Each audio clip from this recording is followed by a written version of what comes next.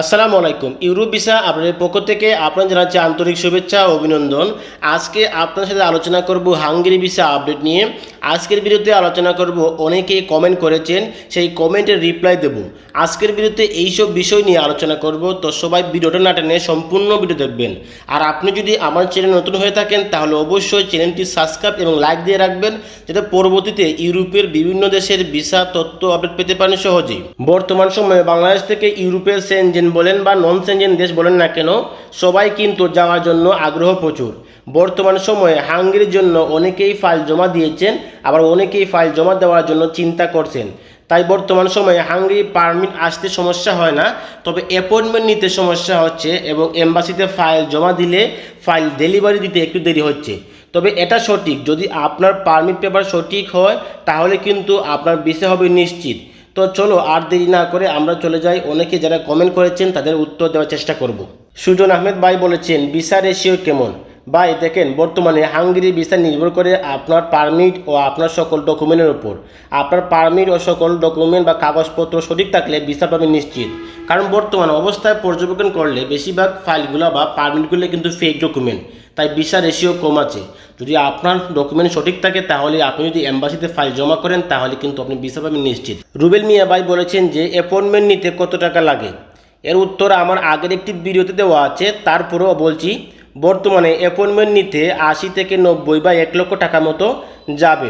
আপনি যদি অ্যাপয়েন্টমেন্ট ও এম্বাসি ফি হিসেবে মুট করেন তাহলে আপনার 1.5 লক্ষ টাকা মতো লাগবে। ভিসা যদি না হয় তাহলে এই টাকা আর ফেরত পাবেন না। তাহলে বুঝে শুনে আপনি অ্যাপয়েন্টমেন্ট নেবেন এবং এম্বাসিতে ফাইল জমা করবেন। রিপন সাহাবাই বলেছেন, ব্যাংক স্টেটমেন্ট কতদিন রাখতে হবে?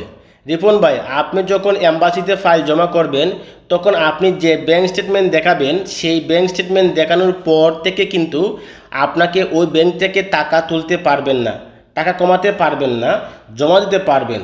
তাই এম্বাসিতে ফাইল জমা দেওয়ার পর ভিসার ডেলিভারি আগ পর্যন্ত আপনাকে ওই টাকা রাখতে হবে। আমার আগের ভিডিওতে ব্যাংক স্টেটমেন্ট নিয়ে তথ্য দেওয়া আছে, আপনি চাইলে ওই ভিডিও দেখলে আপনি বুঝতে পারবেন। মোহাম্মদ দেলওয়ার হোসেন ভাই বলেছেন, এম্বাসি ডেট হচ্ছে মেইন সমস্যা। জি ভাই, বর্তমানে এম্বাসি ডেট পাওয়া অনেক কঠিন হয়ে গেছে, কারণ বর্তমানে বাংলাদেশে কিন্তু এম্বাসি ডেট নিয়ে কিন্তু সিন্ডিকেট চলছে। তাই আশা করি খুব দ্রুত সমাধান পাবেন। মোহাম্মদ সুজন নাহিদ ভাই বলেছেন, হাঙ্গেরি পারমিট আসতে কতদিন সময় লাগে? এটি নির্ভর করে আপনার ডকুমেন্ট এবং আপনার এজেন্সির ওপরে। তবে নর্মালি হাঙ্গেরি পারমিট 2.5 থেকে 3 মাসের ভিতরে চলে আসে। এমডি শাকিল আহমেদ ভাই বলছেন যশোর থেকে, শাকিল ভাই এম্বাসি ডেটের অপেক্ষায় আছেন। জি ভাই, আপনার এজেন্সির সাথে যোগাযোগ করেন, তারাই আপনার অ্যাপয়েন্টমেন্ট ডেট নিয়ে নেবে। তাছাড়া আপনি ফেসবুকে অথবা ইউটিউবে পাবেন অনেকেই অ্যাপয়েন্টমেন্ট নিয়ে নেয়, আপনি তাদের কাছে ফাইল জমা করবেন না, এতে কিন্তু আপনার অনেক ক্ষতি হবে। শায়েক ফয়সল ভাই বলেছেন, হাঙ্গেরি টিআরসি কার্ড দিয়ে কি পর্তুগালে ওয়ার্ক পারমিট বার করা যাবে কি?